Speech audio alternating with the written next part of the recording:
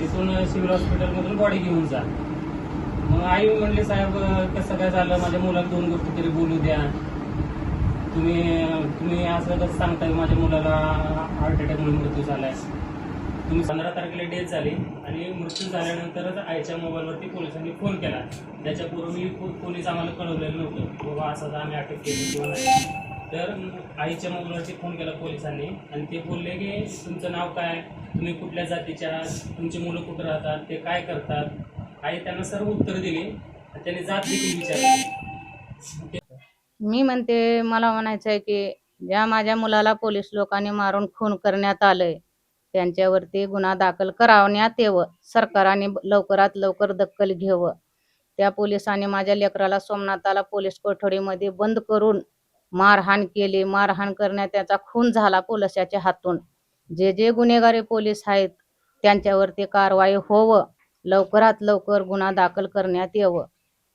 तुम्ही शासकीय मदत नाकारली होती, आता नोकरी शासकीय देतो म्हणत आहेत. कारवाई होईपर्यंत तुम्ही ती नोकरी ऑफर स्वीकारणार आहेत का? मी जोपर्यंत माझ्या लेकरावरचे ते मारलेल्या पोलिसावरती गुन्हे दाखल होत नाहीत तोपर्यंत मी काहीच बोलणार नाही नोकरीमध्ये आणि त्या शासनाच्या ह्याच्यामध्ये. परंतु मला पहिली माझी मागणी आहे, जे जे पोलिसांनी माझ्या सोमनाथाला मारून खून केल्यात त्यांच्यावरती गुन्हा दाखल व्हावा. त्यांच्यावरती 302चा गुन्हा लावण्यात यावं. आणि ज्या माणसाने संविधानाचा विटंबना केला त्या माणसाने विटंबना केला म्हणून माझा सोमनाथाला ते पकडले, ते मारहाण करण्यात माझ्या लेकराचा जीव गेला. त्याच्यामध्ये विजयबाबा वाकुड्याचा पण जीव गेला. ह्याला जे जे दोषी आहेत त्यांच्यावरती कारवाई होवं. त्यांच्यावरती गुन्हा दाखल होवं. त्यांच्यावरती 302चा गुन्हा लावावा. आणि जे ते संविधानाचा विटंबना केला त्याच्यावरती देशद्रोहाचा गुन्हा लावण्यात यावं. पोलीस स्टेशन मध्ये माझ्या लेकराला धरले, पकडले, मला कुणीही सांगितले नाहीत. त्याच्यामध्ये कुणी मला माहिती दिली नाहीत. 4 दिवस माझ्या लेकराला पकडून मारहाण करण्यात आलं. माझ्या लेकराला मारहाण केले. माझ्या लेकराचे हाडं तुटूपर्यंत बेदम मारून माझ्या लेकराचं खून केले. मला कुण्या पोलिसानं फोन केला नाही. कुण्या माणसानं, आमदार खासदारानं मला कुणी सांगाय नाही तुमच्या लेकराला आम्ही पकडल्यात, पोलीस स्टेशनमध्ये बंद केला, या तुमच्या मुलाला भेटा म्हणून मला कुणीही फोन केले नाहीत.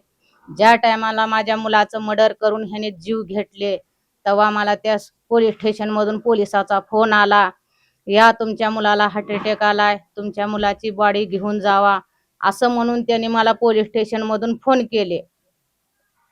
मी तिथून आले. आल्यानंतर माझ्या इथं घेऊन गेले आम्हाला आणि तिथं रेस्ट हाऊसला घेऊन जाऊन आम्हाला म्हणले 50 लाख रुपये देतो, तुमच्या मुलाला नोकरी लावतो सरकारी म्हणले.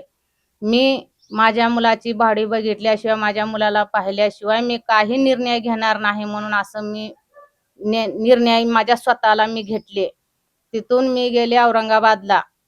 तिथं औरंगाबादमध्ये गेल्यानंतर माझ्या मुलाची बॉडी खास मी डोळ्यानं पाहिलं. माझ्या मुलाला बेदम मार बसलेला होता. बेदम मारून पार माझ्या लेकराचं पाठ काळं निळं झालतं. काळं निळं झालतं माझ्या लेकराच्या पाठीवरती. कुठंही असं मी हात ठेवीन म्हणलं तर जागा नव्हता, एवढं माझ्या लेकराला बेदम मारलेलं होतं.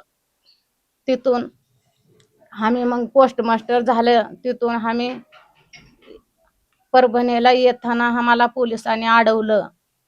बरेच पोलीस आलते, बरेच असे 20-25 पर्यंत पोलीस होते. तिथं अडवले आम्हाला, इकडं आणू देना झाले. लेकराची बॉडी सोमनाथाची तुम्ही महागारी घेऊन जावा म्हणले. पोलीस स्टेशनला इकडं येऊ द्यायचं नाही म्हणून असं म्हणून महागारी जा म्हणल्यावर मी म्हणले स्वतः माझ्या लेकराला मी घेऊन जाते परभणीला म्हणले. नाही म्हणले, तुम्ही लातूरला घेऊन जा, येऊ नका, तिथं खूप पब्लिक जमले म्हणले. आणि ती पब्लिकनं जर राडा केलं तर तुम्ही जिम्मेदारी आहेत का म्हणले मला पोलिसांनी. मी म्हणले माझ्या सोमनाथाची जिम्मेदारी तुम्ही घ्या म्हणलं, मी महागारी जाते म्हणले इथून. तरी ते आम्हाला सोडणं झाले. शेवटी आम्हाला दबाव टाकू लागले, तुम्ही इकडे येऊ नका, तुम्ही तिकडे घेऊन जा म्हणून. आम्ही इकडं आलो परभणीला. माझ्या सोमनाथाची मयत झाली. माहीत झाल्यानंतर मला जेवढे पोरं सुटून आले झेलमधून, त्या पोराने राहुल गांधी ज्या दिवशी आलते त्या दिवशी सगळे पोरं आले. मला सांगितले तुमच्या सोमनाथाला आमच्या समोर मारलेला आहे म्हणले. त्यांच्या स्वतःच्या अंगावरचे वळ, त्यांच्या स्वतःच्या अंगावरच्या जखमा मला पोरवानी सर्वांनी मला दाखवलं. मला सांगितलं सोमनाथाला आमच्या समोर मारले पोलीस लोकांनी म्हणले. तिथून वचेलाबाई मानवते ते पण सांगितले माझ्या समोर पोलिसांनी मारहाण केले, गंभीर मारले म्हणले, बेदम मारले पोलीस. 8 पोलीस सोमनाथाला मारित होते. माझं सोमनाथ प्लीज मला सोडा साहेब, माझे पेपर आहेत 17 तारखेला, प्लीज मला सोडा, माझे पेपर आहेत 17 तारखेला म्हणलं तर सहित ह्या पोलीस लोकांनी तुझे पेपर इथंच दे, तुझे पेपर इथंच दे म्हणून 8 पोलीस माझ्या लेकराला मारले. मारहाण करून माझ्या लेकराचं खून केले ह्या पोलिसांनी. खून केलं. तिथून रिपोर्ट आला मारहाणीनं सोमनाथाचा प्राण गेलाय, मारहाणीमुळं सोमनाथाचा जीव गेलाय म्हणून रिपोर्ट मध्ये खरं खरं जे सत्य आहे ते आलंय. तरी पण हे सरकार का दखल घेत नाही? ह्या सरकाराला माझी का जात आडवी येते का? ह्या सरकाराला कुठं जर ह्या भारतात कुठं जर काही घडलं तर लगे पोलीस लोक जातात, गुन्हेगाराला शिक्षा देतात, गुन्हेगाराला अटक करतात, गुन्हेगाराला सजा देतात. माझ्या सोमनाथाला पोलिसांनी मारून खून केले. रिपोर्ट मध्ये मारहाणीनं हे लेकरू मेलंय, हे पोरग मारहाणीनं ह्याचा जीव गेले म्हणून रिपोर्ट मध्ये आलंय. तरी पण ह्या सरकाराच्या डोळ्यावरची पट्टी निघाना का? ह्या सरकाराला झोप लागली का? 3 महिने दिवस झालं माझ्या लेकराचं एवढं माझं ह्याने परीक्षा घेतात का हे सरकार लोकांनी? एवढं सत्य असून एवढे सत्य घटना झाली साऱ्या देशात. लातूर आणि परभणी भारताच्या बाहेर आहेत का? लातूर परभणी पाकिस्तान मध्ये आहे का? माझं एक लेकरू माणूस नाही का? माझं लेकरू उंच शिक्षण घेत होतं, माझं लेकरू वकील झाला होता, वकिलात पेपर होतं 17 तारखेला. पूर्ण माझ्या लेकराचं एवढं शिक्षण भारी झालं, एवढं माझं लेकरू हुशार असताना माझ्या लेकराचं हे पोलीस लोकांनी काटा काढले. दुश्मनाने माझ्या लेकराला मारहाणीनं माझ्या लेकराचे जीव घेतले. तरी पण मला पत्ता दिला नाही, सांगाय नाहीत.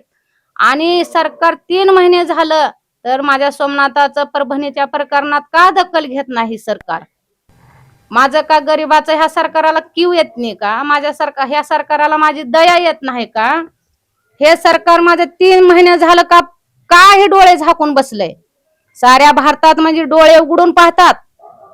काय झालं, इथं घटना झालं, तिथं घटना झालं म्हणून पळू पळू जात्यात, त्यांना सजा देत्यात, त्यांच्यावरती गुन्हा दाखल करत्यात. एवढं सत्य घटना असून माझ्या लेकराचा रिपोर्ट खरं आलंय, मारहाणीमुळं मेलाय सोमनाथ पोलीस कोठडी मध्ये म्हणून एवढं जाहीर असताना पण ही सरकार डोळे झाकून का बसले आजपर्यंत? 3 महिने दिवस झालं.